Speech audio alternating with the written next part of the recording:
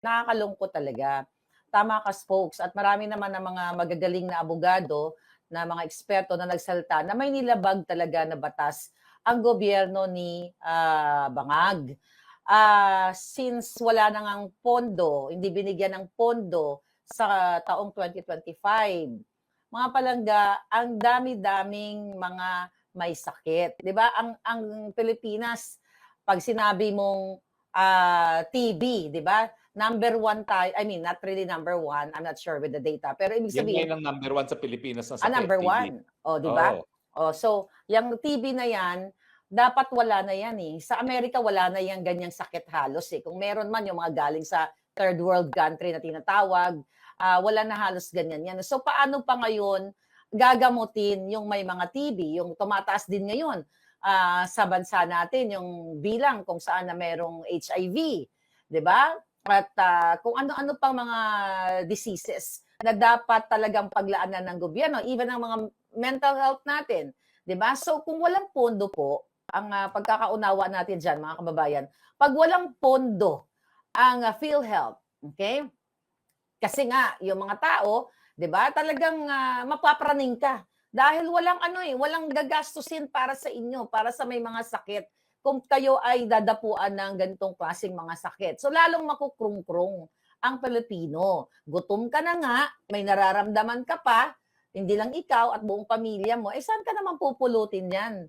'Di ba? Ano na lang ang magiging sitwasyon ng Pilipinas kung sakali na mawala na si Bangag, kunyari patagalin nyo pa yan hanggang 2028, baka maging zombie na kayo, lahat kayo may sakit na dahil hindi kayo binibigyan ng tamang kalinga ng gobyerno ito. Sa halip, ang binibigyan nilang priority o pinaprioritize nila yung kanilang mga parties, yung kanilang pagnanakaw, yung pagtatransport nila ng pera ninyo through cryptocurrency sa ibang bansa. At doon sila nag-shopping ng mga bahay. Nakita nyo naman, may mga pinost tayo dyan, mga politiko ngayon na talagang grabe. Si Sylvester yan, no? Si Sylvester Yeah. yan, yung bagong bahay. Si Eric Sylvester. Nakita niyo yan, pag-usapan na natin kasi yung taong yan ay talaga namang fraud na fraud, nakikita nyo. Tapos imagine mo, hamunin ako na ibenta daw yung aking mga ari-arian kung meron man. Wala naman silang maipakita ang ari-arian ko. Tapos it just so happened na may kapitbahay sila na nagtimbre sa atin. Siya pala yung may ari-arian dito sa Amerika na ang value now, si Eric Sylvester, na 1.6 million at binili pa ng cold cash, ha? Spokes. Siyempre, sa dami ng pera ng mga politiko, no? Bakit sila uutang? Grabe. Diba? So yun yung sinasabi natin sa ating mga kababayan. Kayo, ayaw bigyan ng pondo yung inyong pangkalusugan. 'Di ba? Kapag healthy ang mga Pilipino, healthy ang Pilipinas, mas magiging more productive tayo. Kaya with that, lulubog talaga Pilipinas. Dahil magiging unhealthy ang inyong physically, mentally. So yun lang ang masasabi ko, mga speakers. Alam mo, nang sinuportahan ni Presidente Duterte universal healthcare, syempre kapag may paggagastusan, palaging tinututulan niya ng finance team, no? Tinutulan din nila yung sinulong nating libreng tuition sa state universities and colleges, yung libreng tanghalian at saka yung libreng wifi. Pero ang palaging sagot ni dating Presidente Duterte, that's investing in our number one natural resource, our people.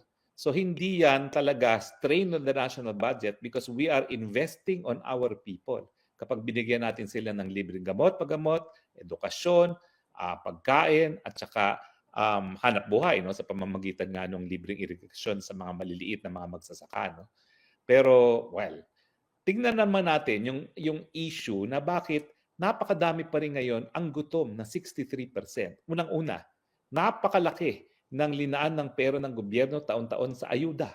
Bakit kaya, despite yung last year alone, ang computation ko doon sa 4Ps, sa AKAP, sa AIX at TUPAD ay hindi bababa sa 220 billion.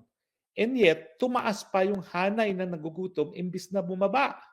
Sa akin, ang iniisip ko, well, nandiyan na naman yung problema sa korupsyon. Kasi, alam mo, nung ako ay nag-a-anchor sa SMNI, nung nandyan pa ako, no, ang daming mga nagre-reklamo na kung ibibigay para sa mga ayuda ay 5,000 sa mga mamamayan, ang nakakarating lang sa kanila 1,000 at binubulsa pa yung 4,000. So napakalaking problema yan. No? Pero bukod pa dyan, hindi ngayon natin alam kung meron pa talagang nakakatanggap ng mga ayuda na yan. Dahil yung AKAP na yan, talagang ang pagkakaiba niyan sa AIX at saka sa TUPAD, walang implementing agency gaya ng DSWD or ng DOLE. Ito talaga, mga congressman at senatong lamang ang mamimili kung sinong bibigyan. So yan ang ating pag-isipan. Bakit dumami ang hanay ng nagugutom to an all-time high after 21 years? So gutom na sila, pag nagkasakit, mamamatay pa dahil walang tulong ang gobyerno pagdating sa kalusugan. That's true. Oo. At saka mga speaker, bigyan ko lang kayo ng basic statistics. 50% of Filipinos or more or less 50% of Filipinos rely on PhilHealth for healthcare services. Tapos 41% of health expenditures are paid out of pocket. Itong figure na to, mas tataas ito kung kung ang mga tao yung PhilHealth hindi na niya kayang i-subsidize yung yung supposedly insurance ng mga tao na pupunta sa sa hospital. Mas tataas ito. Ito nga ay mataas na compared mo sa global na na rate or percent. At saka yung natin health is 4.4% lang na below the global average of 6%. Tapos around 18% of Filipinos live below the poverty line. So kung nasa 18% na ng Filipinos ang below the poverty line, ang tanong, kapag nagkaroon ka pa ng problema when you talk about yung access mo sa basic healthcare through PhilHealth, so it means pa yan, mapupush mo pa ang poverty line or yung percentage ng mga Pilipino na below sa poverty line na mas mataas, lalo na doon sa mga marginalized sector natin. At saka yung, alam mo yun, na indigent population. So, parang itong nangyayari sa Pilipinas, imbis na yung tinatawag nilang bagong Pilipinas, ang sabi nila para sa Pilipino na ang Pilipinos daw ay babangon muli. Kasi yun ang diba? During the election, noong 2022, ang mantra ng current administration is babangon tayong muli. Parang nababaon tayo hindi tayo bumabangon. Wala nga kung tama ba ako sa aking pakiramdam. Kasi kung titignan mo, healthcare pa lang or health pa lang ang pinag-uusapan natin. Wala pa dito ang ibang sektor ng ating bansa na kung saan marami ding isyong kinahaharap. By the way, mga speakers, mayroon tayong isa na nasa waiting room. Ayan. Sige, papasukin na natin. Ito ay para sa kanila, no? Ang Ang tunay na soberenya ay ang taong bayan Pilipino. Pakilala muna po siguro at nasaan kayo. Opo. Ay, iway po na nawa ito sa mga nangyayari po. Isa lang pong masasabi ko diyan sa Louder po. Salita po, sasabihin ko lang po na ang bansa natin ito ay hindi talaga maganda ang nangyayari. Ako mismo ay nakikita na ang pagbakal diyan based sa mga dinado sa bumibili ako kung minsan Kaya alam ko kung anong ibig sabihin niyan. Mukhang mataas po talaga. Kaya sana po sa mga kababayan natin, lagi po kayo mag-ingat yan. At mag-ingat po palagi. Kasama po namin po sa laban na ito. Salamat po, Attorney Harry, at sa lahat po ng mga speakers natin dito po. Pero Your Honor, ang tanong, mas mabuti ang buhay niyo ba ngayon sa bagong republika, bagong Pilipinas? Hindi po. Yung po isang sagot yan Yung pong kanina yung in-explain ko po. Naku, salamat po. Maraming salamat. Yan. Kayo po ang tunay na kongresista na hindi nangungurakot ng AKAP, ng AIX at ng TUPAD, no? At ng pondo para sa flood control projects. Ang mga speakers, meron lang akong babasahing comment dito sa ating Zoom. Ang sabi ni Madam Lopez, Janet Lopez, is sobrang taas ng bilihin at maraming nahihirap sa Pilipinas. Nakakaiyak po ang sitwasyon natin sa PhilHealth. Yun ang sabi ng ating isang kababayan na I think OFW. At saka may mga kababayan tayo na nasa Zoom at nagpapahayag sila ng kanilang mga saloobin din at sa iba't ibang bansa sila. Mga OFW nating kababayan sa Switzerland, Kuwait at sa ibang lugar pa. So, may So, papasok pa ba? sino pang papasok? Iniintay pa natin yung iba na papasok kasi ang nangyari, hindi sila directly sa Zoom. Kailangan nilang mag-raise ng hands para i-recognize and then bibigyan sila ng Okay. access para makapasok. Alright. Mag-raise lang kayo ng hand dahil ito pong town hall para sa inyo to. Para Oo. madinig ang boses ninyo dahil ang demokrasya, ang tunay na kapangyarihan ay nasa taong bayan. So kayong maghusga. Mas mabuti ba ang buhay nyo ngayon sa bagong republika? Now, Yeah. May mga taga-Dubai din tayo, ha? Oo. Pag-usapan naman natin yung bakit nga kaunti ang trabaho sa Pilipinas. No? Well, unang-una, syempre, alam mo, nakakalungkot eh. Kasi nababasa ko, no, unang-una, napakaganda ng Pilipinas. Napakadami sana pwedeng magkaroon ng trabaho sa sektor ng turismo. Pero kung ikukumpara mo dun sa ating mga karatig bansa na hindi naman kasing ganda ng Pilipinas, ang Thailand, 35 million tourists. Ang Malaysia, 33 million. Ang Indonesia, 28 million.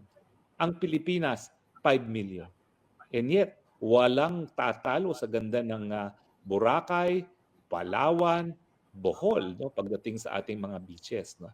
Pero kung titignan mo, saan ba nanggaling yung mga turista ng Thailand, Malaysia at Indonesia na top 3 sa ASEAN, karamihan talaga nanggagaling sa bansang China. At dito sa China, at sa Pilipinas, doon sa ating 5 million na turista, 300,000 lang ang mga Chino galing China. No? Bakit ganun? Una-una kasi, may visa sila. Pangalawa, pinapahirapan kumuha ng visa dahil masama nga yung relasyon sa panig ng Pilipinas at sa panig ng China, no? Na hindi nangyayari doon sa ating mga karatig bansa. Kaya nagpapasasa sila, no, doon sa kinikita ng iba't ibang mga negosyante dahil sa turismo. At bukod pa dyan, dahil inaaway nga natin ng China, hindi lang sila hindi nagpupunta rito, hindi rin sila namumuhunan dito. Kaya kulang pa rin ng trabaho at mababa pa rin ang mga sweldo. Nagkakaroon kasi ng, kumbaga, walang connect yung ating panglabas na relasyon dun sa dapat na overall objective na gobyerno na paramihin yung pagkain sa hapagkainan ng lahat ng Pilipino. Pero ang duda nga ng marami, kaya naman kinakalaban ngayon ng China dahil ang pagpapatuloy ng administrasyon ng isang bangag ay nakasalalay sa isang gobyerno na Amerika ang tawag sa ilalim ng presidente ng pangalan ay Biden na ang hinala ng marami kapalit ng pagbalik sa mga ninakaw na pera ng mga Marcos doon sa 2 taon na sila ay nagkaroon ng martial law at naging diktador ang kanilang ama, ay yun nga, pumanig sa Amerika, kinalaban ng ating kapitbahay at ngayon pinapagamit ng ating mga base militar para sa labanan ng Amerika at ng China. Meanwhile, ayun, 5 milyon lang turista ang pumapasok at katiting lang ang kapital na pumapasok din dito sa Pilipinas dahilan kung bakit mababa ang sweldo at kulang ang mga trabaho. Yes, I think, based dan sa statistics, no, sa figures na binanggit mo, Speaker Harry Roque, kailangan maging speaker ka na talaga. Okay lang sa Kongreso ng mga Pilipino, walang kurapot. Malinis lahat ang konsensya. Yes, siguro talaga ang nakikita natin dito, paano nga naman dadayuhin ang Pilipinas kung ang presidente ay bangag? Kasi alam naman ng mga, I believe, alam ng mga world leaders yung mga issues sa atin na ang ating presidente ay talagang wala sa tamang kaisipan at hindi ito nagpapatakbo ng ating bayan. Isa yan sa tingin ko ang reasons, no? Isa sa mga reasons. Ngayon, paano naman tayo dadayuhin ng maraming mga turista kung hindi sila kampante sa kanilang seguridad, 'di ba? Yung mga nangyayari ngayong mga crimes, kaliwat kanan, grabe talaga yan ang nakakaapekto, mga palangga, sa ating sa ating bayan. At ano ba yung pwede nating ipagmalaki? Dapat may bago mga infrastructures, 'di ba? Na bibisitahin ng mga turista. Parang, let's say for example, nakapagpatayo si Bangag ng something na tayo lang ang meron sa buong mundo. So magkakaroon ngayon ng interest ang mga turista. Pupunta tayo ng Pilipinas kasi ang galing-galing ng Bangag nilang presidente. Meron silang ginawang dome na lahat pwede mag-addict. So maka-addict ngayon yung ating mga bisita, I mean, I'm just giving an example. na yun yung mga dapat natutukan ng government na talagang magkaroon ng improvement ang ating bayan. Paano nga sabi ko nga tayo dadayuhin? Dahil sa airport pa lang spokes, ilang beses nag-brown out dyan. Wala na. Ang mga nangungoto, Mm. 'di ba? Yung mga facilities ba natin sa airport, may tissue ba? May tubig ba? May tama Ikaw ba? naman, may tabo. Tama na yung tabo. Umahanap pa ng tissue.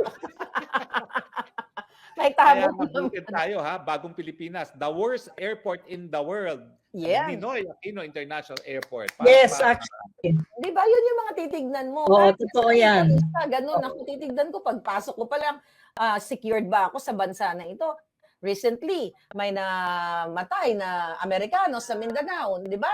Yung vlogger siya na hindi na nga nakita yung katawan niya. So yan yung mga issue na nakakapagpigil sa mga foreigners o turista na pumunta sa ating bayan. Kasi nga wala sa tamang direksyon ang ating gobyerno.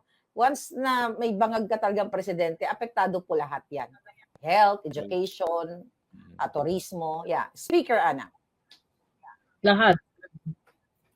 Oo, alam mo, yung ano pala, yung kanina sinasabi ni Speaker Attorney Harry Roque na yung Chinese tourist natin kulang at iba pang turista. Nawala ka. Nawala ka ng Na-mute. volume. Na-mute. Na-mute ka. Habang na-mute si Speaker Ana, no? Ang Pilipinas po ay nasabi rin na third riskiest city Yun. in the world for tourists. Paano naman dadayo ang turista rito? Pinakapangit ng airport, pangatlong pinakadelikado pa. Wala ako sa internet, I think. Yeah. Ayan, you're back. Nawala ka, Speaker Ana. You're Go. back, Speaker Ana. Mm-mm. Nawala ka. O sabi ko, 300,000 lang daw ang pumasok na Chinese tourist sa Pilipinas. Mm-mm. Wow. Ilan ba dati? Galing sa Thailand. Millions. Yung Dati 35 kasi, ang million, milyones. 1 million. Yan. Oo. Yun na nga. Yun na nga 35 mga million speakers. tourists ang Thailand, no? Yeah. Can you imagine? Oo. Yun na nga mga speakers, ano? Yun ang mga tinitignan dapat ng ating mga namumuno sa government para magkaroon ng magandang imahe sa ibang bansa at kaagibat niyan, magkakaroon ng mga trabaho ang ating mga kababayan. So wala talaga tayong pwedeng sisihin dito kundi ang gobyerno. Although we have to work so hard para sa mga pamilya natin, kung sa tourism industry ka nabubuhay o yan yung porte mo, tapos walang papasok na mga turista, talagang maaapektuhan ang iyong income. So, again, sana mamulat ang mata ng ating mga kababayan. Hindi niyo po pwedeng sabihin na, kayo, reklamo kayo ng reklamo. Diba? Magtrabaho kayo. Paano ka nga magtatrabaho? Walang opportunity. So, yun, yes. Speaker Ana. Walang pumapasok. Naririnig ba ako? Medyo Yes. kasi Narinig nag-freeze ka. ako eh. Mm. Oo. Tawag nito, wala talagang papasok na mga bagong investor sa Pilipinas, lalo na yung seryoso. Bakit? Unang-una, may problema tayo sa infrastructure. Pero tingnan mo naman ang budget ng DPWH, ang taas. Pero ano ba ang mga bagong infrastructure project ang gobyernong ito meron ngayon na talagang may pagmamalaki mo tulad nung panahon ni Duterte? Hindi ko naman kino-compare, pero talagang gano'n ang sitwasyon. Pangalawa, wala ring seryosong investment na papasok sa Pilipinas kung ang corruption mo massive at rampant. Wala talaga. Number 1 yan na no-no sa isang seryoso at negosyante na talagang magtatayo sa Pilipinas ng industriya. Kasi hindi pa ka pa nag-i-start, may kutong na, kinukutungan ka na. So, wala, 'di ba? Isa yan sa pinakamalaking problema ng Pilipinas. So kung wala kang mga bagong investors na hindi siya yung hot investment na madaling i-pull out, yung talagang nandyan, magtatayo ng industriya, magka-hire ng mga tao, magtatagal sa Pilipinas, because investment is needed to generate more, not only income and revenue, but more job, generate generation of employment. Pero kung ang Pilipinas, kulang ka na nga sa infrastructure, mataas ang bilihin ng basic services, ang presyo like electricity, water, transportation, communication, these are basic sa business ha. Mataas din ang presyo ng mga bilihin in terms of food, at saka mataas pa ang index mo of corruption, walang seryosong investor na foreign na pupunta sa Pilipinas to invest. Ang karamihan sa kanila ngayon, mga speakers, ay pumupunta, unang-una na bansa na pinupuntahan sa ASEAN, kasi we're part of ASEAN, is Vietnam. Then susunod dyan, andyan din yung Indonesia, andyan yung Malaysia, and even Thailand. And of course, Singapore is number 1 na, kumbaga in terms of economic development. Pero itong mga bansa na noon, mas mataas tayo in terms of economic development and prosperity, ngayon ay nasa tail end na po ang Pilipinas. At lalo pa tayong mati-tail end kung ang korupsyon ay hindi yan maa-address. Pero ang tanong, paano mo naman maa-address ang korupsyon sa Pilipinas kung ang alleged na nagkakaroon ng nagkukurap-kurap dyan, mismo yung mga nasa gobyerno, at alam naman natin kung sino sila, diba? So, malaking usapin yan na ang korupsyon.